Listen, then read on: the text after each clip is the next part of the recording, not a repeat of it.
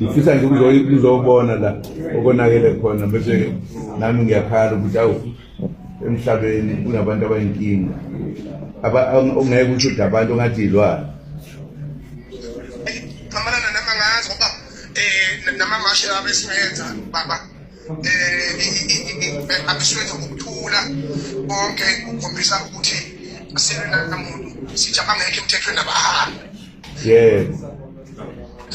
manje kamalana sazi ukuthi ke kwenzakaleni kodwa angeke kube laba kuthiwa bokufika yoba imikhuba nkufika ngakithi le esebenzisana nabo ngoba ngeke babe nesibindi sokuhlasela umkhumbi kaZulu impela yebo kamalana angithi phela babanika imali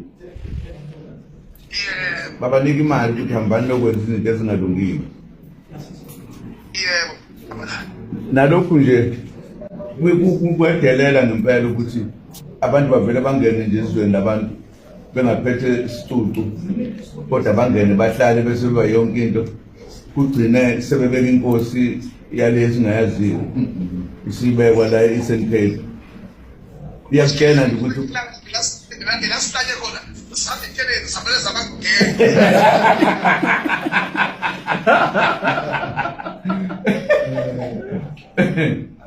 bekufanele impela ukwedelela nje ukudelela lokwangempela shikomo ngamalala yekuthango yangena esibili iyashaya njani-ke lokho kutholakala nje esekhwamele amagcekelo omnumzane ngesekuthulele bese kuthiwa hayi ulungile ngoba umuntu naye nanku umhlolo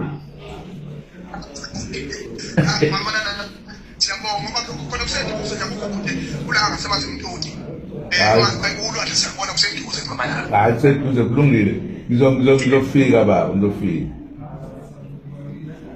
uthokoza mina ngamalala ngiyabonga umdalisa baba nangu nomama lona mfithe ekhaya usukhona lapha alelana lomlilo silandele hey ngempela mama niyaphila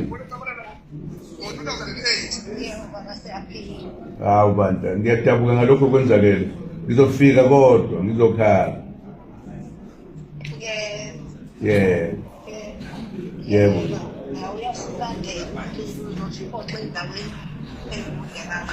hawu uyayibona indaba hayi kulungile ngizonibona ma.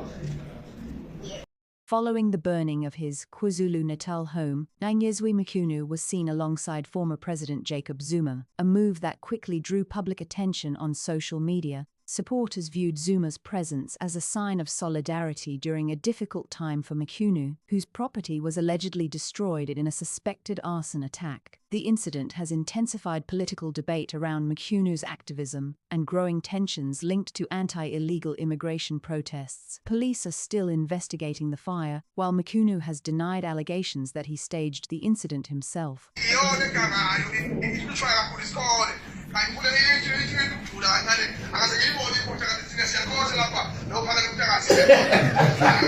I got you on.